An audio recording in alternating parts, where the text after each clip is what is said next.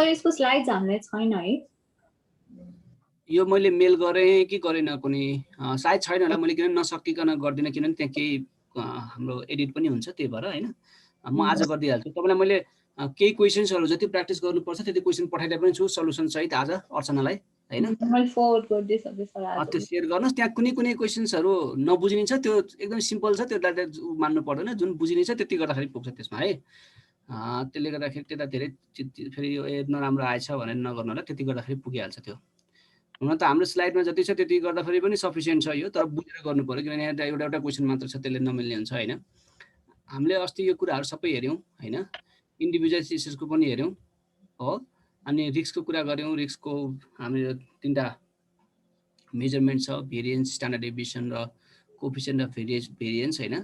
Standard डेभिएसनले total risk measure गर्छ भनेदेखि तपाईँको के भन्छ उसले कोएफिसिएन्ट अफ भेरिएसनले चाहिँ रिलेटिभ मेजर गर्छ होइन। पर युनिट रिस्क भनेको थियो हामीले 1% रिटर्नको लागि कति रिस्क लिनुपर्छ भन्ने कुरो चाहिँ कोएफिसिएन्ट अफ भेरिएसनले बताउँछ भनेको थिएँ है।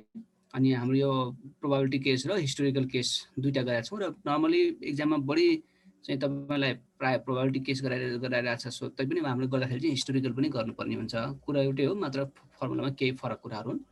यो पनि हामीले अस्ति गऱ्यौँ होइन, स्ट्यान्डर्ड डेभिएसन निकाल्ने कामहरू दुईटै पार्टहरू हामीले गरेका छौँ यसमा, दुईटैको प्रोबेबिलिटीको केस पनि उसको पनि केस पनि। हेर्नुहोस् त, स्ट्यान्डर्ड डेभिएसन भन्ने बित्तिकै हामी मिन निकाल्छौँ होइन, जुनलाई हामी एक्सपेक्टेड रिटर्न पनि भन्यौँ अथवा एभरेज रिटर्न पनि भयो, जुन चाहिँ हियर दिएको हिस्टोरिकल डेटामा। त्यसको डेभिएसन निकाल्ने, त्यसलाई स्क्वायर गर्नुहोस्, सम लिनुहोस्, डिभाइड बाई n-1 गर्नुहोस्, भेरिएन्स आउँछ, त्यसको स्क्वायर रुट गरिदिनुहोस्, के आउने भयो, स्ट्यान्डर्ड डेभिएसन आउँछ। तपाईँ स्ट्याटिस्टिक्समा पढे जस्तै नै हो होइन। यो केस हाम्रो यो भयो। अर्को चाहिँ के हो, यो हाम्रो यो प्रोबेबिलिटीको केस बनाएको थियो। यसरी तपाईँलाई स्टेट अफ द इकोनोमी दिएको हुन्छ, प्रोबेबिलिटी दिएको हुन्छ। यो क्वेसन अस्ति मैले बुझाए पनि थिएँ तपाईँहरूलाई, यो गर्नुभयो यहाँहरूले। यहाँ पनि सेम केस हो। यहाँ चाहिँ के हुन्छ, हामीले डिभाइड बाई n गरेको थियौँ एक्सपेक्टेडको लागि भनेदेखि यहाँ प्रोबेबिलिटी मल्टिप्लाई गर्छौँ र त्यो हाम्रो एक्सपेक्टेड रिटर्न त्यहाँबाट आइहाल्छ। अनि त्यही एक्सपेक्टेड रिटर्नबाट डेभिएसन लिने हो है, डेभिएसन लिनुहुन्छ, स्क्वायर गर्नुहुन्छ र प्रोबेबिलिटी मल्टिप्लाई गर्नुहुन्छ है। हामी यसरी के गर्छौँ, स्ट्यान्डर्ड डेभिएसन निकाल्छौँ र डिसाइड गर्छौँ कोएफिसिएन्ट अफ भेरिएसन निकालेर कुन एसेट्स राम्रो, कुन एसेट्स कम रिस्की, कुन बढी रिस्की भन्ने कुरा यसरी हामीलाई थाहा हुन्छ। जस्तो यही केसमा पनि हेर्नु भनेदेखि स्टक ए र स्टक बीमा एउटाको 2.38 छ, एउटाको 0.59 छ। यसको मिनिङ के हो त, स्टक ए को केसमा you need to take 2.38% of risk to earn 1% additional return. हेर्नुहोस् त, 1% रिटर्नको लागि तपाईँले 2.38% रिस्क लिनुपर्ने छ भने स्टक बीमा त्यही 1% रेट अफ रिटर्नको लागि कति रिस्क भयो पुग्छ त, 0.59 होइन। त्यसले गर्दाखेरि कुन बेटर भयो त, स्टक ए चाहिँ बेटर भयो यहाँ होइन। स्टक बी चाहिँ के भयो, बेटर भयो। कारण के त, स्टक बी चाहिँ कम रिस्की छ होइन हो। यसरी तपाईँलाई एक्जाममा प्रायः यो मात्र सोध्यो भने पनि which stock is more risky अथवा which stock is less risky सोध्यो भने पनि तपाईँले माथितिरको नसोधे पनि सबै निकाल्नु पर्यो होइन। स्ट्यान्डर्ड डेभिएसन निकाल्नु पर्यो, एक्सपेक्टेड रिटर्न निकाल्नु पर्यो, कोएफिसिएन्ट अफ भेरिएसन निकाल्नु पर्यो, र सिबी जसको कम आउँछ त्यो लेस रिस्की भयो, जसको बढी आउँछ त्यो के हो त, बढी रिस्की भयो, त्यो गर्नुपर्ने हुन्छ यहाँले। अनि हाम्रो अर्को कोभेरिएन्स कोरिलेसन पनि हामीले पढ्यौँ होइन। तर यो फर्मुला यो लेख्नु होला पक्कै पनि। यहाँ हामी के हेर्ने हो त, कोभेरिएन्स भने चाहिँ कतिको मुभ गर्छ टुगेदर, हामी त्यो हेर्ने हो होइन। देखि कोरिलेसनमा चाहिँ हामी के हेर्छौँ त, डिग्री अफ रिलेसनसिप। दुईटैले रिलेसनसिप मेन्टेन गर्छ, के अरे मेजर गर्छ। तर कोभेरिएन्सले चाहिँ के गर्छ त, तपाईँको रिलेसनसिपलाई के गर्छ त, एक्ज्याक्ट मेजर नगरेर डाइरेक्सन मात्रै बताउँछ, रिलेसनसिपको डाइरेक्सन मात्रै बताउँछ भनेदेखि कोरिलेसनसिपले चाहिँ एक्ज्याक्ट रिलेसनसिप के छ त्यो रिलेसनसिप बताउँछ है। त्यही भएर हामी यहाँ यो के पनि हो त, रिस्क पनि हो एउटा है। यहाँ डेभिएसनलाई दुईटा एसेट्सको डेभिएसन लिनु हो। हेर्नुहोस् त्यहाँ RA minus RB, R bar A अनि R B minus R bar B गरेर छौँ हामीले। दुईटा एसेट्स हो यो, ए र बी पनि दुईटा स्टक हो यो। ए र बी दुईटै स्टकको रिटर्नको तपाईँले डेभिएसन लिनुहोस्, त्यो डेभिएसनलाई के गर्नु त, मल्टिप्लाई गरिदिनु भयो भनेदेखि अनि तपाईँ के आउँछ त, यो कोभेरिएन्स आउँछ। यो भनेको जोइन्ट भेरिएसन पनि भन्छ कि, कोभेरिएन्सलाई हामी जोइन्ट भेरिएसन पनि भन्छौँ। अब प्रोबेबिलिटी दिएको केसमा पनि त्यही हो कुरो, मात्र के हो त, त्यसलाई प्रोबेबिलिटी मल्टिप्लाई गर्ने हो। जस्तो अरू केसमा हेर्नुहोस् त, यहाँ तपाईँलाई सजिलो के सम्झनको लागि, भोलि एक्जाममा त चिटिङ गर्न त पाइएन, हेर्न पाइएन होइन। यहाँ दुइटै हेर्नुहोस्, यो हिस्टोरिकल डेटा हो। हेर्नुहोस् हिस्टोरिकल डेटामा के रहेछ त, गर्ने काम सेम हो। तपाईँले के गर्नुहुन्छ त, दुइटै एसेट्सको डेभिएसन निकाल्नुहुन्छ र दुईटाको डेभिएसनलाई मल्टिप्लाई गर्नुहुन्छ रेस्पेक्टिभ इयरको डेभिएसनलाई के गर्नुहुन्छ मल्टिप्लाई गर्नुहुन्छ र डिभाइड बाई n-1 गर्नुहुन्छ हैन। भनेदेखि यहाँ पनि के हो त अब यहाँ n त हुन्न हैन प्रोबेबिलिटीको केसमा n नभइसकेपछि n को ठाउँमा केले मल्टिप्लाई गर्छ हामीले प्रोबेबिलिटीले मल्टिप्लाई गर्छौं बाँकी सबै के छ सेम छ हेर्नुस् यहाँ यता तपाईले r hat देख्नु के रे बार देख्नु होला किनभने हिस्टोरिकल डेटा पछि मिन हुने भयो त्यही भएर हामी मिन भन्यौं बार लेख्छौं त्यही भएर r बार हैन। यहाँ चाहिँ के हो त एक्सपेक्टेड भ्यालु भएको हुनाले गर्दाखेरि त्यो माथि जुन छ त्यसलाई ह्याट भनेर पढ्ने मात्र त्यो फरक हो नोटिफिकेसन मात्रै फरक हो बाँकी गर्ने सिस्टम के हुन्छ सेम हुन्छ। यो कुरा हामीले कोरिलेसन पनि भन्यौं अब कोभेरियन्सबाट हामी के निकाल्ने हो कोरिलेसन निकाल्ने हो हेर्नुस् यो है यसलाई भन्ने चाहिँ कोभेरियन्सलाई चाहिँ स्ट्यान्डर्डाइज गर्ने काम चाहिँ केले गर्छ कोरिलेसनले गर्छ क्या है। अब कोरिलेसनको फर्मुला हामीले हिजो अस्ति पनि हेरेका थियौं दुईटाको कोभेरियन्सलाई तपाईले त्यो इन्डिभिजुअल स्ट्यान्डर्ड डेभिएसनले डिभाइड गरिदिनु भयो भनेदेखि के आउँछ कोरिलेसन आउँछ। अब यसलाई आरएबी लेख्ने पनि सिस्टम छ यसलाई छड्के पी लेखेर रो भनेर पढ्ने सिस्टम छ आरएच रो भन्छ यसलाई कोरिलेसन एबी भनेर यसरी पनि हामी हेर्छौं यसलाई हैन। हो त्यसले गर्दाखेरि यो कोरिलेसन निकाल्दाखेरि तपाईको यदि यो तीनटै भ्यालु थाहा छ भनेदेखि नेक्स्ट फर्मुला पनि हामी युज गर्न सक्छौं हेर्नुस् है if you know correlation standard deviation of both assets you can calculate covariance by multiplying all this factors हैन। त्यो भएर यो फर्मुला पनि यहाँबाट बनिहालेछ यो हामी यतिसम्म पार्ट अस्ति हेरेका थियौं। हो यो कुरा तपाईलाई मैले के गरेको थिएँ भनेदेखि यो चाहिँ तपाईले गर्नुस् भनेको थिएँ हैन यो एक्जाम्पलको लागि। अब यहाँ बुझेर जाउँ यसमा पहिला अनि हामी पछि बरु अर्को यो केसमा हाम्रो प्र्याक्टिस गरौँला। यहाँ हेर्नुस् त calculate the covariance and correlation between stock A and stock B भनेको छ। यही क्वेशनमा तपाईको calculate correlation between stock A and stock B मात्रै पनि भन्न सक्छ अथवा यसलाई मल्टिपल कुराहरु दिन सक्छ जस्तो ए मा दिन सक्छ तपाईलाई expected return of stock A and stock B नम्बरमा दिन सक्छ रिक्वायरमेन्ट अफ बी मा दिन सक्छ standard deviation of stock A and stock B C मा दिन सक्छ coefficient of variation of stock A and stock B अनि डी मा दिन सक्छ which stock is more risky हैन अनि डी मा दिन सक्छ कोभेरियन्स अनि लास्टमा ई मा के दिन सक्छ कोरिलेसन भनेको हेर्नुस् त यो कोरिलेसन निकाल्नको लागि माथिको सबै निकाल्नु पर्ने छ त्यही भएर त्यसैलाई पनि तपाईको दिन सक्छ अथवा इन केस त्यसरी दिएन भनेदेखि सिधै कोरिलेसन निकाल्दाखेरि पनि हामीले के गर्नु पर्छ ती सबै पार्टहरु निकाल्नु पर्यो भन्नुको अर्थ सबभन्दा पहिला के निकाल्नु पर्यो त हामीले दुईटैको डेभिएसन निकाल्नु पर्यो है दुईटैको डेभिएसन निकाल्नु पर्यो प्लस के पनि चाहिन्छ त हामीसँग कोरिलेसन के पनि चाहिन्छ स्ट्यान्डर्ड डेभिएसन पनि चाहिन्छ त्यही भएर स्ट्यान्डर्ड डेभिएसन पनि निकाल्नु पर्यो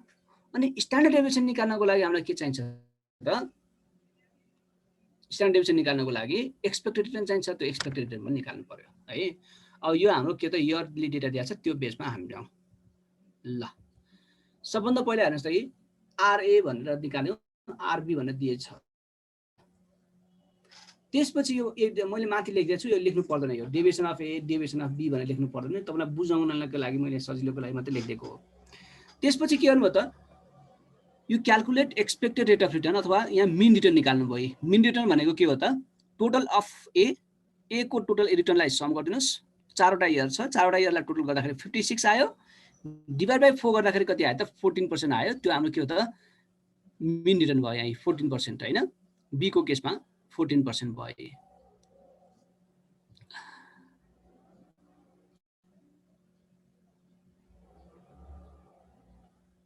त्यसैगरी बी को पनि हेर्नुस् यसलाई पनि टोटल गरिदिनुस् यहाँ 17 13 10 8 गर्दाखेरि 48 आयो यसलाई पनि डिभाइड 4 गरिदिनुस् के आउँछ यसको पनि मिन आउँछ भनेको। त्यसपछि हाम्रो सेकेन्ड स्टेपमा के गर्नु पर्छ डेभिएसन लिनु पर्छ। मैले अघि भनेको थिएँ दुईटाको सेपरेट डेभिएसन निकालेर डेभिएसनले के गरिदिनु त तपाईको मल्टिप्लाई गरिदिनु हेर्नुस् है। अब यहाँ डेभिएसन फर्स्टको निकाल्नुस् 10 माइनस कति थियो 14 थियो माइनस 4 भयो अनि सेकेन्डमा हेर्नुस् त सेकेन्ड अब्जर्भेसन सेकेन्ड इयरको 12 माइनस 14 माइनस 2 भयो 16 माइनस 14 2 भयो 18 माइनस 14 4 भयो। यसै गरी तपाईँ के डेभिएसन बी को पनि यसै गरी डेभिएसन निकाल्नुस् बी को तपाईको मिन रिटर्न कति थियो त बी को केसमा 48 डिभाइड बाइ 4 गर्दा कति आउँछ 12 आउँछ हैन त 12 आउँछ 12 मा अब कति गर्नु त 17 माइनस 12 5 13 माइनस कति 12 1 10 माइनस 12 माइनस 2 8 माइनस 12 माइनस 4 हेर्नुस् भनेको दुईटैको डेभिएसन निकाल्नु भयो। अब रेस्पेक्टिभ डेभिएसनले मल्टिप्लाई गर्नुहोस्। -4 टाइम्स -5 हो, -4 टाइम्स 5 गर्दाखेरि -20 भयो। -2 टाइम्स 1 गर्नुहोस् -2 भयो। 2 टाइम्स -2 गर्नुहोस् -4 भयो। 4 टाइम्स -4 गर्नुहोस् -16 भयो। र यसलाई टोटल सम लिँदाखेरि अब हेर्नुहोस् त कति आउँदो रहेछ त 14 आउँदो रहेछ हो, 42 आउँदो रहेछ, -42 आउँदो रहेछ। त्यसपछि हेर्नुहोस् यो त हामीले अघि गरेको पार्ट हो, यसमा अलिअलि यो हाम्रो के छ त आरए निकाल्नु भयो, आरबी निकाल्यौँ। अब कोभेरियन्स निकाल्नको लागि के रहेछ हेर्नुहोस् त है, अघि हामीले गरेको सम डिभाइडेड बाई के हो त n - 1 -42 अनि अर्को के हो त 4 - 1 गर्दाखेरि कति आउँछ 14% आउँछ। अथवा तपाईँ 14 मात्र लेख्दा पनि हुन्छ, यहाँ पर्सेन्टेज स्क्वायर हुन्छ कि पर्सेन्टेज स्क्वायर, त्यही भएर 2 यो स्क्वायर मैले यसमा लेखेँ हो। तपाईँ 14 मात्र लेख्दाखेरि हुन्छ। कोभेरियन्स भनेको के हो त -14 भनेको हामीलाई के मात्र थाहा भयो भनेदेखि यो दुईटा एसेट्सको रिलेसनसिप नेगेटिभ छ भन्ने कुरामा थाहा भयो हामीलाई। हेर्नुहोस् त्यही भएर कोभेरियन्सले के बतायो त there is a negative relationship between the return of stock A and stock B. अब हामीलाई के थाहा पाउनु पर्छ त कोरिलेसन थाहा पाउनु पर्यो। कोरिलेसन थाहा हुँदा चाहिँ एक्ज्याक्ट डिग्री थाहा हुन्छ हामीलाई हैन, एक्ज्याक्ट डिग्री थाहा हुन्छ। हो कोभेरियन्स के अरे कोरिलेसनको लागि चाहिँ हामीलाई के पनि चाहियो त अब कोरिलेसनको लागि चाहिँ हामीलाई स्ट्यान्डर्ड डेभिएसन पनि चाहियो। फर्मुला त याद गर्नु पर्यो तपाईहरुले, covariance of stock A and B divide by standard deviation A times standard deviation of B. अब कोभेरियन्स भर्खर निकाल्न हाल्नु भयो, अब के चाहिँ निकाल्नु पर्यो त स्ट्यान्डर्ड डेभिएसन चाहिँ निकाल्नु पर्यो, जुन वर्किङ नोटमा हामी निकाल्छौँ। हेर्नुहोस् त है अघिकै टेबलबाट कन्टिन्यू गर्दा पनि हुन्थ्यो तपाईले हैन, जुन अघिको टेबलमा छ नि यो दुईटा तपाईको पार्ट निकाल्दै राखे भए पनि हुन्थ्यो, होइन भने यसरी गर्दाखेरि क्लियर हुन्छ भनेर मैले यहाँ गरे हो। हेर्नुहोस् तपाई कसरी गर्न सक्नुहुन्छ, अघिकै टेबलमा यो आरए माइनस आर बार ए निकालेको थियो नि हामीले, त्यसलाई स्क्वायर गरेर एकपल्ट राख्दा हुन्छ। हेर्नुहोस् हैन, अनि R B minus R bar B गरेको थियौँ हामीले, त्यसलाई पनि स्क्वायर गरिदिनु भए हुन्थ्यो। भनेको माथिकै टेबलमा तपाईले दुईटा कलम थप्दिएको भए पनि हुन्थ्यो, होइन क्लियर गर्नको लागि मैले के भन्दा फेरि पनि यहाँ लेखेँ। अब स्क्वायर गरिदिनु भयो। हेर्नुहोस् त 16 भयो, 4 4 16 गर्दाखेरि 40 आयो, यसको पनि 40 आयो, 46 आयो। र त्यहाँबाट तपाईको स्ट्यान्डर्ड डेभिएसन निकाल्नु भयो कति यहाँ 3.65, बी को निकाल्नु भयो 3.91, र त्यो भ्यालु लगाएर तपाईले माथि राख्दिनु भयो भने के आउँछ 0.9791। यो फाइनल आन्सर चाहिँ यसरी आउँछ। फेरि हेर्नुहोस् अब यो यसले के बताउँछ त, यसको रिलेसनशिप के छ त डिग्री अफ नेगेटिभ रिलेसनशिप। अब यसमा हामीले यो अहिले पोर्टफोलियो मैले के कुराहरू गर्छु त्यो बेलामा तपाईले बुझ्नुहुन्छ कि यसको असर के पर्छ भन्ने कुरा हैन, नेगेटिभ हुँदाखेरि कस्तो हुन्छ, पोजिटिभ हुँदाखेरि कस्तो हुन्छ भन्ने कुरा। तर हामीलाई के चाहिँ थाहा भयो त यो हाम्रो के त पर्फेक्टली 1 नियर टु 1 छ भनेको पर्फेक्टली नेगेटिभ तिर चाहिँ जाँदो रहेछ। हेर्नुहोस् है भनेको अब हामीले के लेख्थ्यौं त 1 हुँदाखेरि त पर्फेक्टली पोजिटिभ हुन्थ्यो, तर यसमा चाहिँ high degree of positive relation negative relationship भनेर भन्न सकिन्छ है। र यस्तै केसमा अब यहाँ हेर्नुहोस् त यो तपाईले क्वेशन मात्र एकपल्ट सारेर हेर्नुहोस् त, यो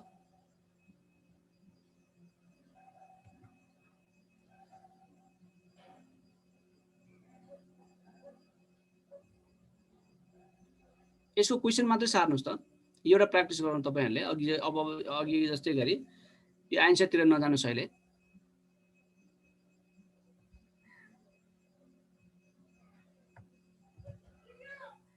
प्रोबेबिलिटी अनि तीन stock of return A, return of stock A र रिटर्न अफ स्टक बी हैन। एउटा पीआई लेख्न सक्नुहुन्छ अनि 0.3 0.2 0.5 कलममा लेख्नुस्।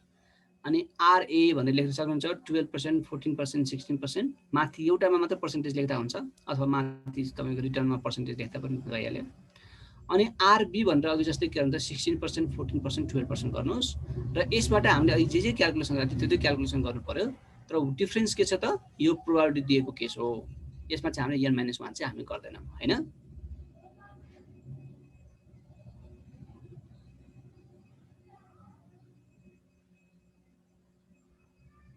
क्वेशन लेख्नुभयो यहाँले।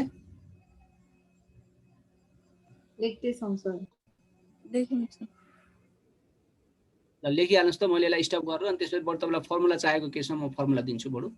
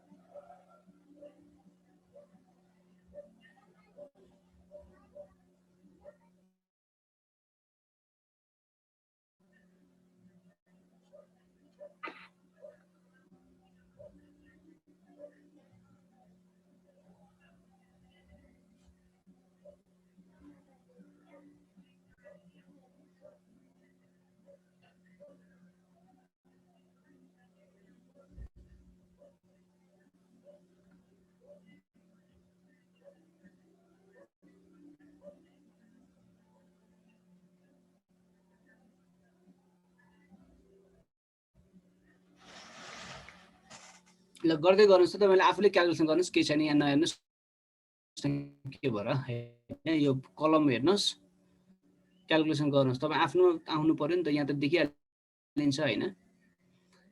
सबभन्दा पहिला के निकाल्नु पर्यो? एक्सपेक्टेड रिटर्न भनेको weighted average rate of return हैन। वेट भनेको प्रोबाबिलिटी। त्यो भएर तपाईँ के गर्नुहोस् त, पहिला ए को निकाल्ने हो भने के गर्नु पर्यो त, पी प्रोबाबिलिटी पीजे टाइम्स आरए गर्नु पर्यो। सम गर्नुहोस्, टोटल सम, त्यो नै के हुन्छ, एक्सपेक्टेड रिटर्न अफ ए हुन्छ। बी को लागि के हुन्छ त, अगेन रेस्पेक्टिभ प्रोबाबिलिटीसँग रिटर्नलाई मल्टिप्लाई गर्नुहोस्, के आउँछ त, एक्सपेक्टेड रिटर्न आउँछ। अब एक्सपेक्टेड रिटर्न आइसकेपछि त डेभिएसन निकाल्ने, अहिले जस्तै भइहाल्यो। ए को पनि डेभिएसन निकाल्नुहोस्, बी को पनि डेभिएसन निकाल्नुहोस्। ल गरौँ त यो।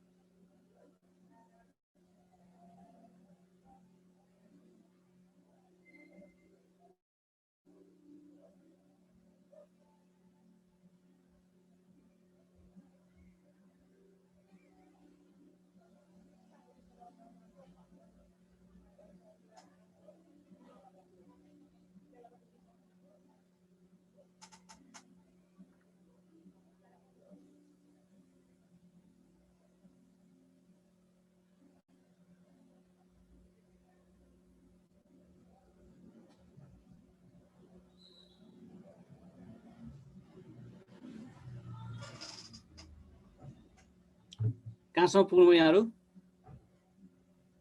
डेभिएसन निकाल्दै छौँ सर। डेभिएसन निकालेर हुन्छ है फटाफट गर्नुस् है एक्जाममा अब यो आउने 5-10 मार्क्स आउँछ अनि धेरै टाइम लाग्नु भएन नि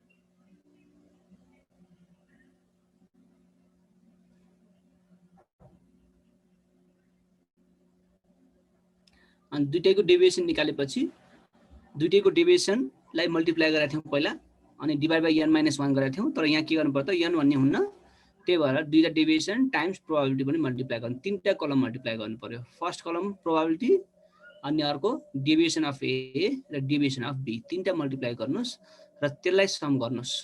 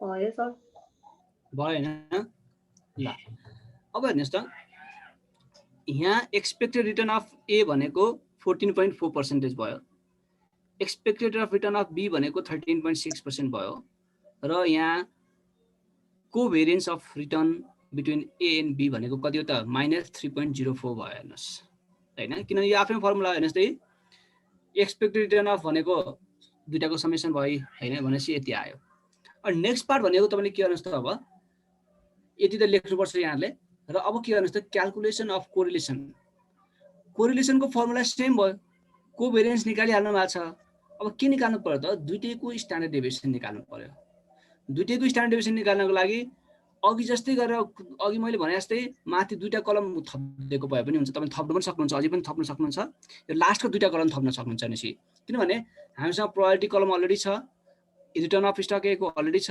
रिटर्न अफ बी को अलरेडी छ डेभिएसन अफ ए अलरेडी निकालिसक्नु भएको छ डेभिएसन अफ बी अलरेडी निकाल्नु भएको छ अब जुन डेभिएसन ए र बी लाई मल्टिप्लाई गरेर प्रोबेबिलिटीलाई मल्टिप्लाई गर्नु भएको थियो नि हो त्यो भन्दा नेक्स्ट कलममा के गर्नुस् त अब यो product of deviation and probability गर्दिनुस् स्क्वायर गर्नुस् के आरए माइनस जुन डेभिएसन लिनु भएको थियो त्यसलाई डेभिएसनलाई स्क्वायर गर्नुस् र प्रोबेबिलिटीले मल्टिप्लाई गर्नुस् र दुईटैको लेख्नुस् त कति आउँछ त्यो भनेको भेरिएन्स हुन्छ त्यसको स्ट्यान्डर्ड रुट ओभर गर्नुभयो भने के आउँछ स्ट्यान्डर्ड डेभिएसन हुन्छ ल यो निकाल्नुस् त कसरी सजिलो लाग्छ त्यसरी निकाल्नुस् त स्ट्यान्डर्ड डेभिएसन निकाल्नुस् अब स्टक ए को स्ट्यान्डर्ड डेभिएसन स्टक बी को रिटर्नको स्ट्यान्डर्ड डेभिएसन त दुईटा कलम भन्नुभयो ए र बी को लागि छुट्टै ए र बी को लागि अघिकै जुन टेबल छ नि अघिकै टेबलमा लास्टको यो दुईटा कलम थप्दिनुस् यो जो सबै गर्न जरुरत छैन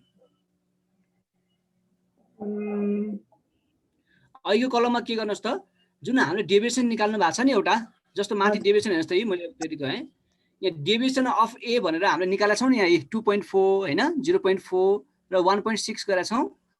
यसलाई स्क्वायर गरिदिनुहोस्, जस्तो 2.4 स्क्वायर टाइम्स प्रोबेबिलिटी कति हो, 0.3 कति आउँछ हेर्नुहोस्। फेरि -0.4 को स्क्वायर टाइम्स 0.2, अनि थर्डमा कति त 1.6 को स्क्वायर टाइम्स 0.5 हो। यो लेखेर के गर्नु त, अर्को कलम बनाउनुहोस्। यहाँ यो हाम्रो यही गरे हो नि, पीजे अनि times RA minus R expected R A square गर्नुहोस्, अनि यसरी लेखेर तिनटालाई सम गरिदिनुहोस्। बी को पनि सेम।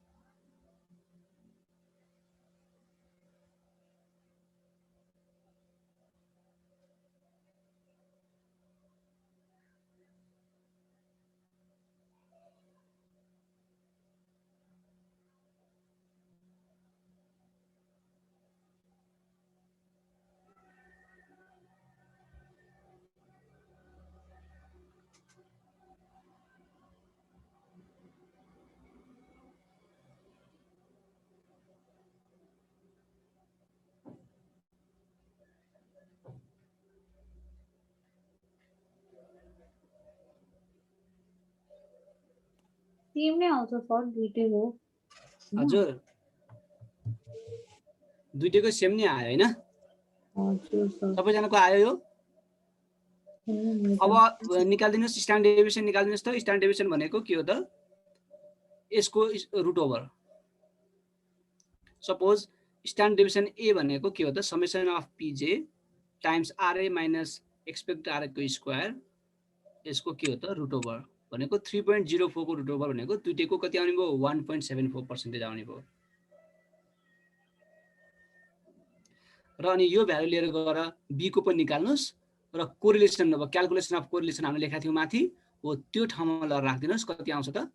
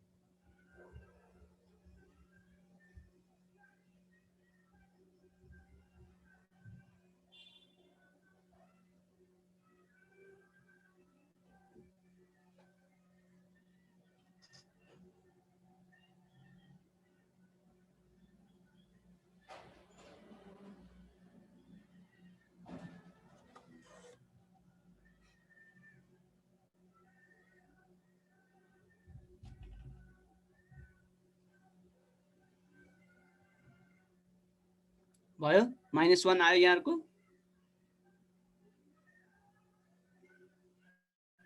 थोरै फरक आयो, 0.999 यस्तो आयो, किनभने यहाँ त 4 डिजिट सबै राखेको छ। तपाईँ 2 डिजिट राख्दाखेरि 0.99 यस्तो आउँछ र द्याट इज इक्वल टु 1 - 1 होइन।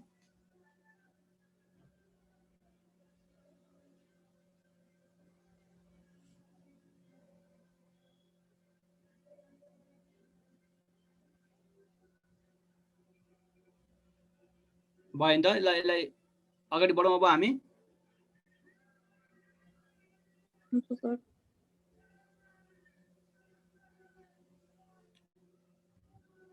ल अब हामीले त्यसपछि यो हाम्रो इन्डिभिजुअलको कुरा गऱ्यौँ र अब हामीलाई के पनि हुन्छ हेर्नुहोस् त, तपाईँले इन्भेस्टमेन्ट गर्नुहुन्छ भने के एउटा मात्रै कम्पनी स्टक इन्भेस्टमेन्ट गर्नु त गर्नुहुन्न नि होइन, तपाईँ डिफ्रेन्ट कम्पनीजमा इन्भेस्टमेन्ट गर्नुहुन्छ र डिफ्रेन्ट कम्पनीजको स्टकमा मात्रै नभएर डिफ्रेन्ट सेक्युरिटिजमा पनि इन्भेस्टमेन्ट गर्नुहुन्छ। मानौ तपाईले नबिल बैंकमा इन्भेस्टमेन्ट गर्नुभयो हैन, हिमालयन बैंकमा इन्भेस्टमेन्ट गर्नुभयो, सर्टेन हाइड्रो पावरहरुमा इन्भेस्टमेन्ट गर्नुभयो, अनि अरु ट्रेडिङ कम्पनी म्यानुफ्याक्चरिङ कम्पनीमा पनि इन्भेस्टमेन्ट गर्नुभयो, तपाईसँग 10-12 वटा स्टक हुन सक्छ हैन। हो, अब त्यो कन्डिसनमा तपाईको रेट अफ रिटर्न के हुन्छ त?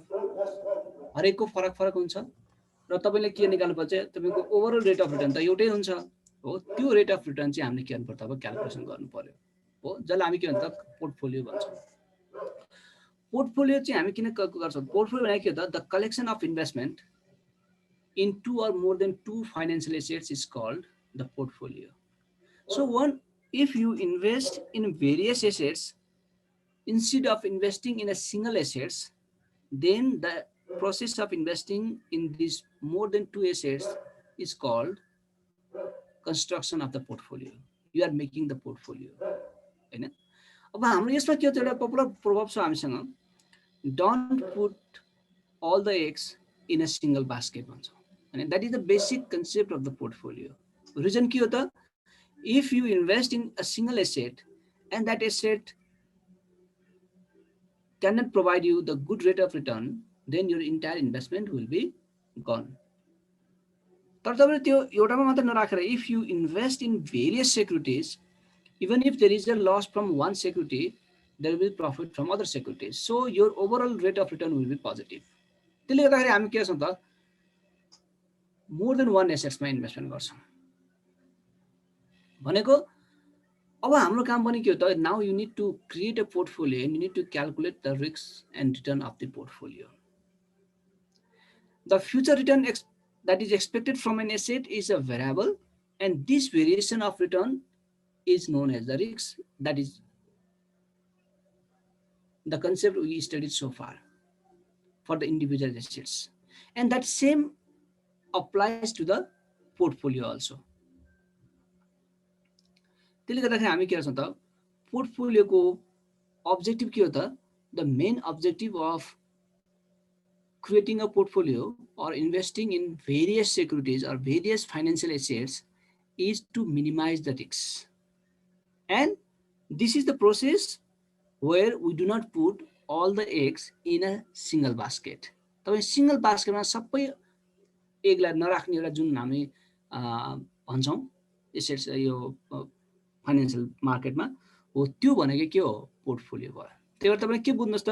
once you invest more than one assets, that means you are creating a portfolio. र पोर्टफोलियोको अब्जेक्टिभ के रहेछ? मिनिमाइज रिस्क रहेछ हैन। पोर्टफोलियो हामी मिनिमाइज के रे रिस्क मिनिमाइज गर्नलाई बनाउँछौं। अब हाम्रो काम के हो त? Now you need to calculate the expected return and the risk of the portfolio है। अब यहाँ सेम हो, process is same. You first calculate the expected return of the individual assets and you calculate the weighted average rate of return of the individual assets in the portfolio. The portfolio rate of return is the weighted average rate of return of the individual assets included in the portfolio, where weight of an asset in a portfolio is the proportion of fund invested in the assets. Understand? तपाईसँग 5 वटा assets छ भने 5 वटा assets छ भने 5 वटा assets को weighted average rate of return लाई हामी के भन्छौं त? पोर्टफोलियो रिटर्न भन्छौं। अब 5 वटा एसेट्समा तपाईले जुन प्रोपोर्सनमा राख्नु भएको छ त्यो प्रोपोर्सन नै हाम्रो के हुन्छ? वेट हुन्छ के। That means the total sum of weight of all the assets in a portfolio always must be 1, because that total assets is spread in various funds, हैन? By the investors, various assets by the investors. त्यसले गर्दा total चाहिँ हाम्रो के हुन्छ? 1 हुन्छ। तपाईसँग 10,000 छ, सबैमा 2,000 इन्भेस्टमेन्ट गर्नु भन्दाखेरि तपाईको वेट कति भयो त? 20% भयो। 0.2 0.2 0.2। मानौ 10,000 मा एउटामा चाहिँ तपाईले 5,000 इन्भेस्टमेन्ट गर्नु भन्दाखेरि त्यो एसेट्सको चाहिँ वेट कति हुने भयो? 0.5 हुने भयो। यसरी हो भनेको वेट भने चाहिँ के हो त? प्रोपोर्सन अफ इन्भेस्टमेन्ट हैन। यो फर्मुला अब यहाँ के भन्छ यसो हेर्नुस् त। So the expected rate of return of the portfolio R hat P भनेको पोर्टफोलियो बनाए हैन, equal to summation of assets J equal to 1 to n। कतिवटा एसेट्स को तपाईले के गर्नु भएको छ त? इन्भेस्टमेन्ट गर्नु भएको छ, त्यसलाई के भन्छ? वेट सँग मल्टिप्लाई गर्दिनुस् भन्ने आएको छ। मानौ तपाईसँग A र B भन्ने दुईटा पोर्टफोलियो एसेट्स छ भन्दाखेरि के हुने भयो त? Expected return of the portfolio equal to weight of A times expected return of A plus weight of B times expected return of B. तीनटा छ भने C सम्म जाने भयो, चारवटा छ भने D सम्म हुने भयो, अथवा 1 2 3 4 यसरी हुने भयो। R hat P भनेको the expected return on the portfolio, N भनेको number of stock in the portfolio, कतिवटा इन्भेस्टमेन्ट गर्नु भएको छ, 15 20 25 वटा कतिवटा इन्भेस्टमेन्ट छ तपाईको पोर्टफोलियोमा। WJ भनेको चाहिँ के हो त, the proportion of the portfolio invested in the stock J हैन। र यो R बार भने पार्ट J भनेको त तपाईको एक्सपेक्टेड रेट अफ रिटर्न, अघि हामीले निकालेको थियौं त्यही नै पार्ट भयो है। अब रिस्क निकाल्नु पर्यो, रिस्कमा चाहिँ अलिकति फरक छ हेर्नुस्। यहाँ हामी यहाँ नर्मली के गर्छौं त, दुईटा एसेट्सको केसमा हेर्छौं हैन, दुईटा एसेट्सको केसमा हेर्छौं। र रिस्क हाम्रो मुख्य हाम्रो अब्जेक्टिभ नै के हो त, when you created the portfolio the main objective is to reduce the risk, जसलाई हामी डाइभर्सिफिकेसन पनि भन्छौं क्या। Creation of portfolio means you are diversifying, diversifying means you are spreading your risk हैन। त्यसले गर्दाखेरि तपाईको ओभरअल रिस्क के हुन्छ, मिनिमम हुन्छ। So the portfolio risk is the function of the standard deviation, weight and the correlation and the covariance. हैन, correlation र कोभेरियन्स भन्छ त्यसको फंक्सन नै के हो, रिस्क हो। यी पार्टहरुमा डिपेन्ड हुन्छ क्या। जति तपाईको एसेट्स इन्भेस्टमेन्ट बढाउँदै जानुहुन्छ, नम्बर अफ एसेट्स बढ्दै जानुहुन्छ नि, त्यति नै तपाईको रिस्क के हुँदै जान्छ, कम हुँदै जान्छ, डाइभर्सिफाई हुँदै जान्छ क्या है। अब टु एसेट्सको केसमा तपाईको भेरिएन्स भने यस्तो हुन्छ नि, दुईटा छ भने मानौ तपाईसँग एसेट 1 र एसेट 2 छ भने, अथवा स्टक 1 र स्टक B2 छ भने, variance of portfolio equal to variance of stock 1 times weight of stock 1, weight square of weight of stock 1 plus variance of stock 2 times weight square of stock 2 plus 2 times weight of stock 1 times weight of stock 2 times covariance of stock 1 and 2। हेर्नुस् त, यहाँ सबै जति पनि यहाँ हामीसँग टर्मिनोलोजीहरु छ, हामी पहिले क्याल्कुलेसन गरिसकेको पार्ट हो। हेर्नुस्, हामीसँग भेरिएन्स हामी निकालिसकेका छौं, वेट विल बी गिवन र कोभेरियन्स हामीले निकालिसकेका छौं हो। त्यहाँबाट हामी के लिन्छ, भेरिएन्स निस्किन्छ, भेरिएन्स निस्किन्छ।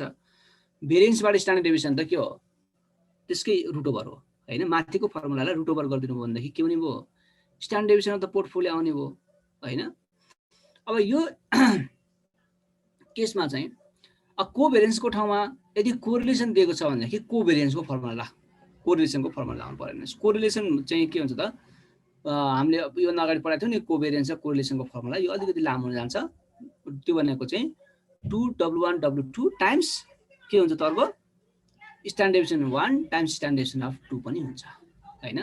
यो तपाईले माथिको फर्मुलामा रिप्लेस गरेर देखि गर्न सक्नुहुन्छ। जस्तो हेर्नुस् त, यहाँ हामीलाई यहाँ दुईटा स्टक दिएको छ है, दुईटा स्टक दिएको छ। मैले एकबाट क्वेशन सर पढेँ, the stock of Himal juice product limited is expected to earn 20% return, so expected return of stock is 20% with a standard deviation of 15%। Standard deviation चाहिँ कति छ त, 15% छ। The stock of Panchakanya electricity company is expected to earn 40%, भनेको expected return of second stock कति छ, 14% with a standard deviation of 6%. त्यसको standard deviation कति त, 6% छ।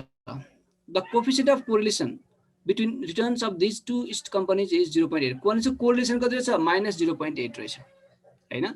If you invest 60% of your fund in हिमाल स्टक भनेको, अब वेट अफ हिमाल स्टकमा कति त, फर्स्ट स्टकमा 60% छ भनेदेखि रिमेनिङ भन्नै पर्दैन, टोटल 100% मा 60% गर्नु भएको छ भने सेकेन्डमा कति हुन्छ, 40% हुन्छ।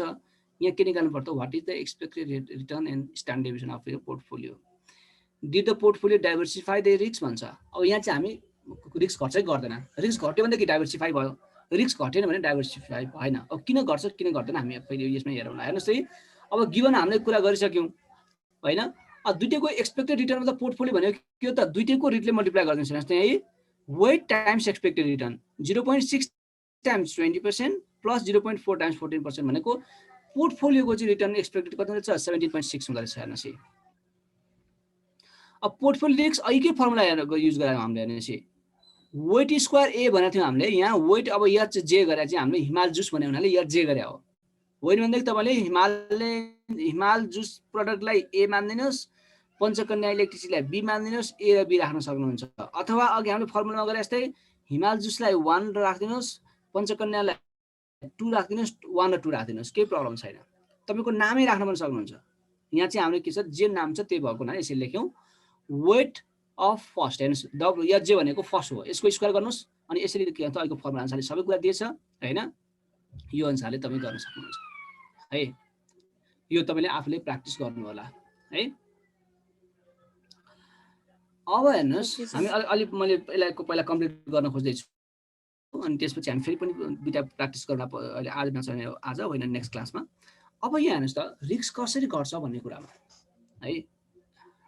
अब यहाँ अब यो लास्टको क्वेसनको तपाईँलाई भनिदिनु पर्ने छ मैले बिर्सेँ यहाँ। यो did the portfolio diversify the risk भनेर चाहिँ हेर्नुहोस् त पोर्टफोलियो रिस्क कति छ 7.225% छ भनेको इन्डिभिजुअल केसमा कति थियो हेर्नुहोस् त स्ट्यान्डर्ड डेभिएसन 15% थियो, अर्कोको 6% थियो भनेको 15% रहेछ नि यहाँ। 15% बाट तपाईँको घटेर कति आएको छ 7.25 आएको छ भनेको यहाँ के छ रिस्क घटेको छ। रिस्क घटेको कारणले गर्दाखेरि के छ त डाइभर्सिफिकेसन भएको छ, डाइभर्सिफाई भएको छ। यो डाइभर्सिफाई चाहिँ कुन बेला हुन्छ त जब तपाईँको यो कोरिलेसनमा बेस हुन्छ। हेर्नुहोस् तिनीहरूको रिलेसनसिप नेगेटिभ छ भने तपाईँको स्ट्यान्डर्ड डेभिएसन के हुन्छ त पोर्टफोलियोको घट्छ, तर तपाईँको पोजिटिभ छ भने चाहिँ घट्दैन। हेर्नुहोस् अब हाई डिग्रीमा चाहिँ घट्दैन तर लो डिग्रीमा थोरै घट्छ, तर नेगेटिभ छ भने चाहिँ के हुन्छ घट्छ। र तपाईँको यदि -1 छ भने तपाईँ पोर्टफोलियो रिस्क 0 भएको पनि बनाउन सक्नुहुन्छ। तपाईँले त्यो फोर्थमा अर्कोमा गएपछि फाइनेन्सियल स्पेसलाइजेसन पढ्नु भन्दाखेरि त्यसमा बढी पढ्नुहुन्छ यो कसरी बनाउने पोर्टफोलियो भनेर। तपाईँ के बुझ्नुहोस् त अहिले if the correlation between two assets is perfectly negative you can create a portfolio with positive return and zero risk। तपाईको zero risk भएको पोर्टफोलियो पनि बनाउन सक्नुहुन्छ। त्यही भएर यदि तपाईँ पोर्टफोलियो बनाउँदै हुनुहुन्छ भनेदेखि you need to invest in such assets whose correlation will be negative। Negative भएको ठाउँमा के गर्नु पर्छ तपाईले इन्भेस्टमेन्ट गर्नु पर्यो र नेगेटिभ भएको ठाउँमा इन्भेस्टमेन्ट गर्नु भन्दाखेरि तपाईको पोर्टफोलियो रिस्क चाहिँ के भइदिन्छ मिनिमाइज हुन्छ र रिटर्न के हुन्छ त तपाईको पोजिटिभ हुन्छ है। यो कुरा चाहिँ मैले भन्न छुट्याएको थिएँ। ओके अब यो किन कसरी हुन्छ त पोर्टफोलियो बनाउँदाखेरि रिस्क किन घट्छ भन्ने कुरामा थोरै कुरा गरौँ। जस्तो हामीसँग जुन टोटल रिस्क छ नि total risk as measured by standard deviation consists of two types of risks. One is systematic risk and another is unsystematic risk. Systematic risk is also known as the market risk. Right? Systematic risk is market risk that cannot be diversified with proper diversification. तपाईले जतिसुकै 200 वटा स्टकमा investment गर्नुभयो भने पनि त्यो market रिस्कलाई के गर्न सकिन्न त डाइभर्सिफाई गर्न सकिन्न, घटाउन सकिन्न। त्यही भएर हामी मार्केट रिस्क भन्छौँ। हेर्नुहोस् जस्तै इन्फ्लेसन भनेको के हो तपाईको कन्ट्रोलमा छ त छैन, त्यही भएर के हो यो सिस्टमेटिक रिस्क भयो।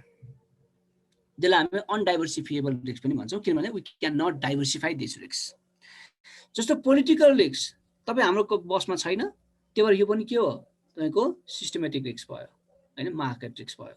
त्यही भएर यहाँ जुन स्ट्यान्डर्ड डेभिएसन यहाँ भने 20.4 को लाइन छ हेर्नुस् त हो त्यो भनेको के हो त मार्केटको स्ट्यान्डर्ड डेभिएसन हो। हेर्नुस् त त्यो भनेको के हो त हामीले यो भन्दा कम चाहिँ रिस्क गर्न सक्दैनौँ, यो भन्दा कम रिस्क घटाउनलाई सक्दैनौँ। अब जुन यो माथि त्यो 35% सम्म गएको छ हेर्नुस् त पोर्टफोलियो रिस्क हो त्यो चाहिँ के हो त घटाउन सकिने रिस्क हो। यहाँ माथि हेर्नुस् अब यहाँ ब्लू लाइन हेर्नुहोस् पोर्टफोलियो रिस्क चाहिँ के हुन्छ त जति तपाईको यहाँ नम्बर अफ स्टक हेर्नुहोस् त एकातिर तपाईको नम्बर अफ स्टक दिएको छैन पोर्टफोलियो, एकातिर के दिएको छ त पोर्टफोलियो रिस्क दिएको छ। हेर्नुहोस् त once you invest in more and more stock your portfolio risk starts to decrease।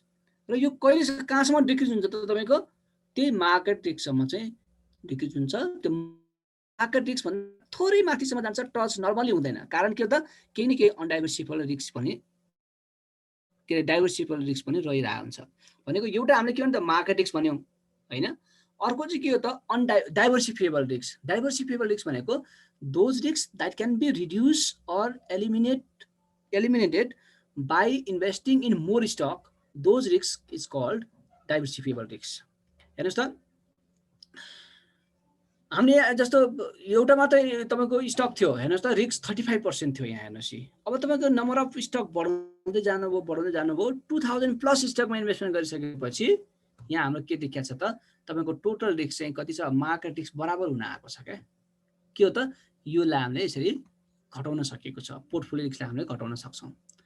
जस्तो कस्तो खालको रिस्क घटाउन सकिन्छ त जस्तो कम्पनी स्पेसिफिक रिस्क भन्छौँ हामी यसलाई हैन, जस्तो युनिक रिस्क पनि भन्छौँ। जस्तो the management problem of a company त्यो के भयो स्पेसिफिक प्रब्लम भयो you can reduce the acid risk by not investing on the those stock होइन तपाईँले त्यसलाई के गर्न सक्नुहुन्छ घटाउन सक्नुहुन्छ त्यही भएर पोर्टफोलियोले चाहिँ यसरी काम गर्छ हेर्नुहोस् हामीसँग टोटल रिस्क हुन्छ त्यो भित्र दुईटा पार्ट हुन्छ एउटा सिस्टमेटिक रिस्क अर्को अनसिस्टमेटिक रिस्क सिस्टमेटिक रिस्क भनेको चाहिँ के हो that can not be control that can not be reduce so it is called undiversifiable risk अर्को चाहिँ के हो त अनसिस्टमेटिक रिस्क भने चाहिँ that is the company specific risk or unique risk and that can be diversified with proper diversification तपाईँले बढी स्टकमा इन्भेस्टमेन्ट गर्नुभयो अथवा बढीभन्दा बढी फाइनेन्सियल एसेट्सहरूमा इन्भेस्टमेन्ट गर्नुभयो भनेदेखि त्यो रिस्क चाहिँ के हुँदै जान्छ घट्दै जान्छ त्यसलाई चाहिँ हामी के भन्छ त अनसिस्टमेटिक रिस्क अथवा डाइभर्सिफाइबल रिस्क भन्छौँ है यसरी एक कारणले गर्दाखेरि चाहिँ तपाईँको नेगेटिभ रिलेसनसिप भएको एसेट्सको के हुन्छ त बढी डाइभर्सिफाई हुन्छ त्यही भएर है कोरिलेसनको यहाँ मैले अहिले कुरा गरिसकेँ हेर्नुहोस् है पर्फेक्टली 1 हुनसक्छ 0 भयो भनेदेखि त अब त्यो केही नै मतलबै भएन अनकोरिलेटेड भयो त्यो होइन तैपनि still some level of risk can be diversify 0 हुँदाखेरि पनि तर कुन बेलामा चाहिँ हामी घटाउन सक्दैनौँ त यदि पर्फेक्टली पोजिटिभ छ भने चाहिँ तपाईँले जतिसुकै त के छ त ठुलो पोर्टफोलियो बनाए पनि तपाईँले रिस्कलाई घटाउन सक्नुहुन्न रिस्क घटाउनको लागि चाहिँ के हुनुपर्छ नेगेटिभ नै हुनुपर्छ -1 छ भनेदेखि अघि मैले भने जस्तै you can create a portfolio with 0 risk and positive standard deviation 0 risk and positive rate of return अनि अरू केसमा के हो त नेगेटिभ भन्ने बित्तिकै you can reduce risk to some extent है घटाउन सकिन्छ र यही कुरालाई एक्सप्लेन केले गर्छ त क्यापिटल एसेट प्राइसिङ मोडलले गर्छ हेर्नुहोस् क्यापिटल एसेट प्राइसिङ मोडल भनेको चाहिँ यो के हो त यो चाहिँ हाम्रो यो मार्केट पोर्टफोलियो भन्छ यो तपाईँलाई मतलब छैन त्यही पनि यहाँ मैले लेखेको छु त यो चाहिँ हाम्रो के छ त्यसले चाहिँ it explain the relationship between expected return and the risk as measure by systematic risk यसले के भन्छ त सिस्टमेटिक रिस्क र एक्सपेक्टेड रिटर्नको रिलेसनसिप बताउने काम कसले गर्छ क्यापिटल एसेट प्राइसिङ मोडलले गर्छ हेर्नुहोस् यो मोडल भनेको हामीसँग एउटा फर्मुला छ हैन यो जस्तो यो मोडललाई हेर्नुहोस् यो आरजे भनेको के हो त equal to RF plus RM minus RF भन्छौँ टाइम्स बिटा जे भन्छौँ नि बिटा भनेको के हो त सिस्टमेटिक रिस्क मेजर गर्ने काम हो हैन सिस्टमेटिक रिस्क मेजर गर्ने एउटा के हो त हाम्रो टुल हो के हो त बिटा हो हेर्नुहोस् हो त्यही भएर यसले के छ त यो आरजे इक्वल टु के हुन्छ अरे risk free rate of return plus market return RM minus RF भनेको risk free rate of return times beta जे हुन्छ भन्छ हो यो इक्वेसनलाई चाहिँ हामी के भन्छ capital asset pricing model security market लाइनको इक्वेसन भन्छौँ आरजे भनेको required rate of return RF भनेको rate of interest on risk free securities भयो अथवा तपाईँ रिस्क फ्री रिटर्न भन्न सक्नुहुन्छ अर्को के हो त आरएम भनेको the return on market or the return on average stock यो चाहिँ तपाईँको कहिले नेप्सेको दियो भनेदेखि त्यो के हो मार्केटको हो हैन नेप्से रिटर्न भनेको के हो त मार्केटको रिटर्न भयो त्यो भनेको आरएम भयो हैन अनि बिटा कोफिसिएन्ट भनेको चाहिँ के हो त हामीलाई गिभन हुन्छ जुन चाहिँ के हो त सिस्टमेटिक रिस्कबाट हुन्छ अनि हामी निकाल्न पनि सक्छौँ तर यो हामीलाई यो सेकेन्ड सेमेस्टरमा निकाल्नु जरुरत छैन तपाईले फर्दर फाइनान्स पढ्नु भने त्यो निकाल्ने पनि हामी अघि हामीले जुन निकालेको थियौँ कोरिलेसन कोभेरियन्सबाट त्यहीबाट निकाल्ने हो बिटा पनि त्यो के अहिले चाहिँ निकाल्नु तपाईलाई जरुरत छैन यो चाहिँ अहिलेलाई गिभन हुन्छ र बिटा चाहिँ नर्मली के हुन्छ त तपाईको 0.5 देखि 2 सम्म हुन्छ हेर्नुस् र मोस्टली कति त 1.5 सम्म हुन्छ 1 भनेको चाहिँ मार्केटको बिटा हो हेर्नुस् 1 भनेको चाहिँ मार्केट बिटा हो अनि जति धेरै हुन्छ त्यति रिस्की भन्छौँ हामी लेस देन 1 छ भने मार्केट भन्दा पनि कम रिस्की भयो मोर देन 1 बिटा छ भने के हो त मार्केट भन्दा पनि बढी रिस्की भयो यसमा है यो फर्मुलाहरु त्यसलाई ब्रेक डाउन गर्न सकिन्छ जस्तो यो आरएम माइनस आरएफ भनेर हाम्रो जुन छ नि यहाँ यो आरएम माइनस आरएफ लाई मात्रै भन्दाखेरि मार्केट रिस्क प्रिमियम भन्छौँ हामी हैन आरएम माइनस आरएफ भनेको के त मार्केट रिस्क प्रिमियम भयो भनेदेखि यो जुन टोटल छ आरएम माइनस आरएफ लाई टाइम बिटाले मल्टिप्लाई गरिसक्नु भएको छ भनेदेखि त्यसलाई चाहिँ के हुन्छ हामी risk premium on the stock भन्छौँ है बिटाले मल्टिप्लाई गरेको रिस्क प्रिमियम अन स्टक भयो बिटाले मल्टिप्लाई गर्नु अगाडिको चाहिँ के हो त मार्केट रिस्क प्रिमियम भयो है यो कुराहरु ब्रेकडाउन तपाईले हेर्नु होला यसमा र यही कुरालाई हामी चाहिँ के गर्न सक्छौं त यो इक्वेसनबाट तपाईले एउटा सेक्युरिटी मार्केट एउटा जुन लाइन ड्रा गर्न सक्नुहुन्छ यो क्यापिटल एसेट प्राइसिङ मोडलको त्यो लाइनलाई हामी के भन्छ सेक्युरिटी मार्केट लाइन भन्छौं हो यहाँ चाहिँ के हो त दुईटा पोइन्टबाट थाहा हुन्छ हामीलाई एउटा हामीलाई risk free rate of return given हुन्छ जुन हामी मार्केटबाट थाहा हुन्छ जस्तो यहाँ 4% हेर्नुस् त यो 4% भनेको के हो हामीले मार्केटबाट नोन फ्याक्टर हो यो हेर्नुस् हामीले कहीँबाट निकालेको होइन हामीलाई के हो त यति risk free rate of return भन्ने थाहा हुन्छ र अर्को के थाहा हुन्छ त मार्केटको कुरा थाहा हुन्छ, हामीलाई नेप्सेको रिटर्न थाहा हुन्छ र नेप्सेको रिटर्न सपोज 12% अथवा मानौँ 8% छ, यो केसमा हामीले 8% मानेछौँ। 8% भनेको के हो त, कति बिटा हुँदाखेरि 1 हुँदाखेरि, अघि मैले के भनेको थिएँ त, मार्केटको बिटा जति कति हुन्छ 1 हुन्छ। अब 1 हुँदाखेरि 8% छ, एउटा पोइन्ट यो भयो हेर्नुहोस्। अर्को चाहिँ 4% को लाइन भयो। अब यो 4% को लाइन र यो जुन मार्केटको लाइन राखेर लाइन जुन ड्र गर्नुहुन्छ त्यो लाइन भनेको के हो त, सेक्युरिटी मार्केट लाइन हो। त्यही भएर त्यहाँले के गर्नुहोस् हेर्नुहोस् त, सबभन्दा पहिला तपाईँ required rate of return Y एक्सिसमा राखिहाल्नुहुन्छ, एक्स एक्सिसमा के राख्नुहुन्छ, बिटा राख्नुहुन्छ। अब यो राखिसकेपछि तपाईँसँग RF risk free rate of return त गिभन हुन्छ हो, त्यो एउटा पोइन्ट भयो जुन जहाँ तपाईँको 4% को पोइन्ट छ यो फिगरमा। र अर्को चाहिँ के हो त, तपाईँको मार्केटको हेर्नुहोस्, मार्केटको रिटर्न सधैँभरि के हो त, नोन हुन्छ। जस्तो नेप्से भनेको हाम्रो मार्केट भयो, त्यसको रिटर्न सपोज हामीले 8% मान्यो भने मार्केटको बिटा सधैँभरि कति हुन्छ अरे 1 हुन्छ। 1 बिटा हुँदाखेरि रेट अफ रिटर्न कति रहेछ त, 8% रहेछ। भनेपछि यहाँबाट पनि तपाईँको अर्को पोइन्ट यहाँ थाहा भयो हेर्नुहोस्, मिडल पोइन्ट यहाँ थाहा भयो हो। अब यो दुईटा लाइन राखेर तपाईँले एउटा लाइन जुन दुईटा पोइन्टबाट जुन लाइन तपाईले एउटा ड्र गर्नुहुन्छ त्यो लाइनलाई नै हामी के भन्छ, सेक्युरिटी मार्केट लाइन भन्छौँ। सेक्युरिटी मार्केट लाइन भने के हो त, this is the graphical presentation of capital assets pricing model हैन। यो कुरालाई चाहिँ हामी अब यो लाइनबाट के थाहा हुन्छ त, अब यो लाइन ड्र गरिसकेपछि तपाईलाई कुनै पनि स्टकको बिटा थाहा छ भने त्यसको रिक्वायर्ड रेट अफ रिटर्न कति हुनुपर्छ भने थाहा हुन्छ क्या। जस्तो हेर्नुहोस् त, यो लाइन ड्र गर्नुभयो अनि तपाईँसँग एउटा के छ, स्टक छ जसको बिटा 2 छ। और 2 को बिटा भएकोबाट माथि तपाईँ लाइन ड्र गर्नुहोस्, यहाँबाट तपाईँको वाइ एक्सिस त्यो लाइन ड्र गर्नुहोस्, कति रहेछ 12% रहेछ, थाहा भयो, त्यतिकै थाहा भयो हैन। अब यही तपाईँको 0.5 छ भनेदेखि हेर्नुहोस् है, 0.5 यही सेक्युरिटी मार्केट लाइनसम्म ड्र गर्नुहोस् अनि यतातिर फेरि तपाईँ के गर्नुहोस् त, वाइ एक्सिसतिर ड्र गर्नुहोस्, 6% रहेछ, थाहा यसरी हामीलाई थाहा हुन्छ हेर्नुहोस्। त्यही भएर सेक्युरिटी मार्केट लाइन चाहिँ के हो, एउटा one of the very most debated पनि कुरा हो र सबभन्दा बढी के हो त, रिसर्च भएको एरिया भनेको सेक्युरिटी मार्केट लाइन हो। अब यसमा केही कुराहरू त पक्कै पनि आएको छ, तपाईँले पछि पढ्नुहुन्छ, अलि अझै एडभान्स पढ्नुभयो भनेदेखि।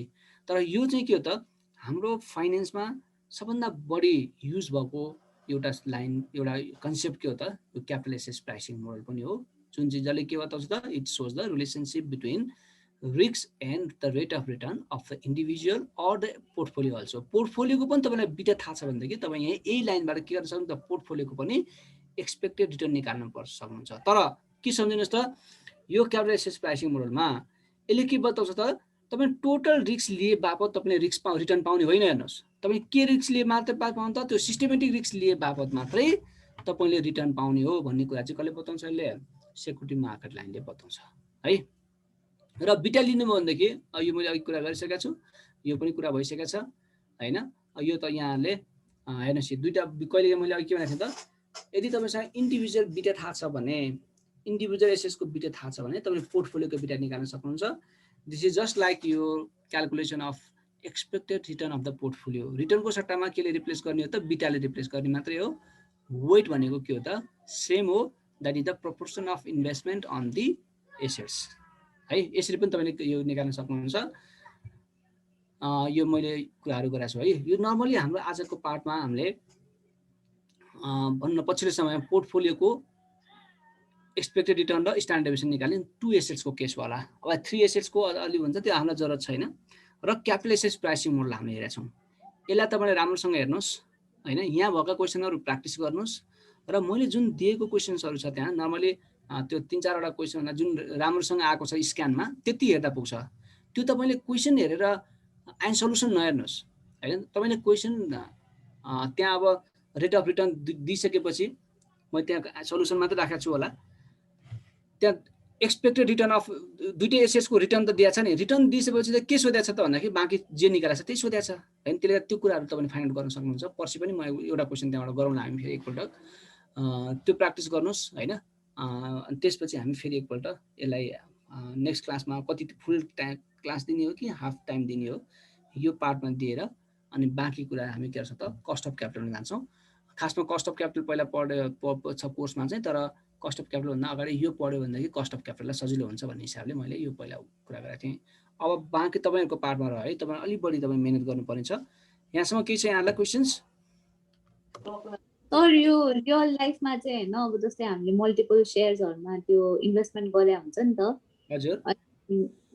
अब तपाईले अघि क्वेसन देखाउँदाखेरि मल्टिपल सेयरको बिटा त्यो रियल लाइफमा चाहिँ बिटा भ्यालु कसरी थाहा हुन्छ बिटाको यो चाहिँ यस्तो तपाईँ बिटा भने चाहिँ के भने नि मार्केट सेन्सिटिभिटी देखाउने हो क्या है जस्तो बिटाले पनि रिस्क मेजरै गर्ने हो हेर्नुहोस् 1% मार्केटको रिटर्न 1%ले चेन्ज हुँदाखेरि तपाईँको एसेट्सको रिटर्न कति पर्सेन्टले चेन्ज हुन्छ भन्ने कुरा केले देखाउँछ बिटाले देखाउँछ हेर्नुहोस् यसले त्यही भएर मार्केट सेन्सिटिभिटी मेजर गर्छ भन्ने कुरा जस्तो तपाईँको स्टकको बिटा 2 छ भने यसको मिनिङ के हो त तपाईँको स्टक मार्केटभन्दा कति बढी छ त 2 टाइम्स बढी के छ रिस्की छ त्यही भएर तपाईँको स्टकले के गर्नुपर्छ त अब मार्केटको भन्दा कति कमाउनु पर्छ 2 टाइम्स बढी कमाउनु पर्छ जस्तो अहिलेको केसमा हामीले के भन्छ त मार्केटको रिटर्न यदि 8% हो भनेदेखि तपाईँले कति कमाउनु पर्यो अब 16% कमाउनु पर्यो भन्ने कुरा हुन्छ र यो चाहिँ हामी कसरी क्याल्कुलेसन गर्छौँ भने कोभेरियन्सबाट नै क्याल्कुलेसन गर्छौँ मार्केटसँगको कोभेरियन्सलाई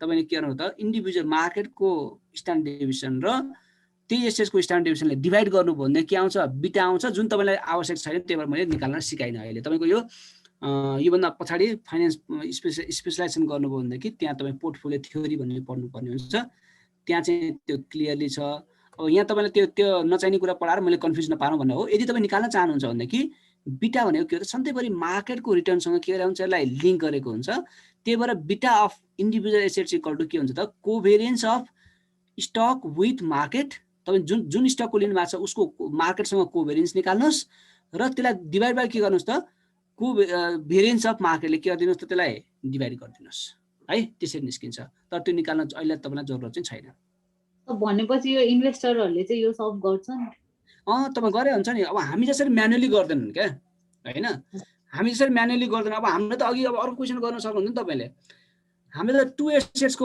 पो रिस्क निकाल्यौँ त होइन 3 एसेट्स भयो भने तपाईँको फर्मुला 4 एसेट्स 5 एसेट्स भयो भने झन् धेरै हुन्छ हेर्नुहोस् त कम्बिनेसन पर्मुटेसन हिसाब गर्नुभयो भनेदेखि तपाईँसँग 10वटा एसेट्स गर्नुभयो भने त तपाईँसँग फर्मुला भनेकै तपाईँको 3 पेजको फर्मुला बन्न सक्छ त्यो भनेको बेसिक कन्सेप्ट हामीले लिएको हो हेर्नुहोस् अब बाँकी काम त के छ त हामीसँग सफ्टवेयर छ हामीसँग त्यो एक्सेल छ होइन यहाँबाट हामी निकाल्ने हो है त्यसले गर्दाखेरि त्यो कन्सेप्ट चाहिँ त्यो हो है अरू केही छ अब प्र्याक्टिस चाहिँ गर्नु पर्यो है म यो तपाईँलाई अहिले तुरुन्तै पठाइदिइहाल्छु अहिले म यो क्लास हजुर त्यो योभन्दा पहिलाको पनि बोन्ड भ्यालुएसनको क्वेसन पठाइदिनु न मैले प्रिन्टै पाएको छैन कि म आफै प्रिन्ट गर्छु ए बोन्ड भ्यालुएसनको मैले पठाएको थिएँ नि साथीहरूसँग फेरि सेयर गर्न सकिन्न तपाईले प्रिन्ट आउट दिनु भएको थियो सर आई थिंक क्लासमा ए बोन्ड त हामीले क्लासमै फिजिकली गर्यौँ नि त हैन हजुर सर ए ल ठीक छ म हेरौँला है म हेर्छु कुन दिएछु मैले फेरि बोन्डको धेरै छ हैन अब एकपल्ट मैले हेरेर दिन्छु तपाईहरुलाई है म सायद यस्तो होला तपाईको कलेजमा मैले पठाइदिएको थिएँ होला म हेरौँला ल म तपाईलाई हेरेर म फरवर्ड गरिदिन्छु है त सर सफ्ट कपी फरवर्ड गरिदिनु अनि म शेयर गरिदिन्छु हुन्छ हुन्छ हुन्छ हुन्छ के छैन हस् उसैदेखि आज यति गरौँ त हुन्छ ल प्र्याक्टिस गर्नु पर्यो है यसमा हेर्नुस् यो क्लासमा भएको भए अझै इफेक्टिभ हुन्थ्यो हैन अब यहाँ हामीले कतिसम्म इफेक्टिभ गर्न सकिन्छ मैले तपाईलाई यतिसम्म गरेको छु अब कति इफेक्टिभ भाषा छैन तपाईमा पनि डिपेन्ड गर्छ तपाईले प्र्याक्टिस गर्दिनु भयो भनेदेखि सजिलो हुन्छ हेर्नुस् र यसैगरी मलाई भोलि क्वेशन सोध्न पनि सजिलो हुन्छ तपाईले अब प्र्याक्टिसै गर्नु भएन भने त यो त फेरि कथा सुने जस्तो हुन्छ हैन बिर्सिन्छ हैन त्यसले गर्दाखेरि अब तपाईले प्र्याक्टिस गर्ने काम चाहिँ तपाईहरुको है यो टोटली डिपेन्ड्स अन यु अब तपाईले यो अहिले नै प्र्याक्टिस गर्नुस् आज भोलि नै प्र्याक्टिस गर्नुस् अनि मलाई फोन गर्नुस् न सर एउटा क्लास राखौँ भने तपाईले फोन गर्नुहुन्न अनि त्यसपछि मैले यसलाई एउटा क्लास गरौँला भन्छु म त बिर्सिहाल्छु हैन अनि फोन पनि गर्नुस् तपाईहरु सबै रेडी भएपछि मलाई फोन गर्नु सर भोलि पर्सि कहिले हुन्छ खाली भएर क्लास राखिदिनुस् अनि अहिले त्यसरी जान सकाउनु नि परेछ हुन्छ अर्चना हुन्छ सर भोलि गर्दा पनि हुन्छ होला सर भोलि नै नगरौँ कारण के भने कि तपाईलाई प्र्याक्टिस पनि त गर्नु पर्यो नि त हैन अब गर्न सक्नुहुन्छ नि केही छैन भोलि अब दिउँसो अचेल त खाली नि छ तै पनि अब साथीहरुको त फेरि अनलाइन काम पनि छ कति त अब घरमा बसेर हैन वर्क फ्रम होम पनि होला त्यसले गर्दाखेरि भोलि ट्युसडे पर्सि वेडनेसडे राखौँ थर्सडे अथवा फ्राइडे राखौँ एउटा है त थर्सडे त इकोनोमिक्स हुन्छ सर वेडनेसडे कि त फ्राइडे गर्छ वेडनेसडे पनि हुन्छ ठीक छ वेडनेसडे पनि फाइन ल वेडनेसडे राखौँ है त पर्सि वेडनेसडे बेलुका हामी यो जुन अस्तिको मैले तपाईलाई पठाएको छु त्यो त्यसको पोर्टफोलियो वाला केसहरु समेत भएको दुईटा क्वेशन हामी प्र्याक्टिस गर्ने तपाईले चाहिँ पुरै प्र्याक्टिस गर्नुस् है त हुन्छ सर आज पठाइदिएको क्वेशन है सर आज तपाईलाई पठाइदिएको सल्युसन सहितको क्वेशन है हुन्छ सर ल है त आजलाई यति गरौँ। तपाईलाई कोस्ट बनाइदिएपछि त अब फेरि होस्ट बनाउन पर्ला नि हैन? हैन सर। ल हस् ल हस्, थ्यांक यू भेरी मच है। Thank you sir, stay good night. Safe, stay learn हैन, किप लर्निङ है। हस् sir. Thank you, Thank you, sir. Good night, sir. Good night. Bye, sir.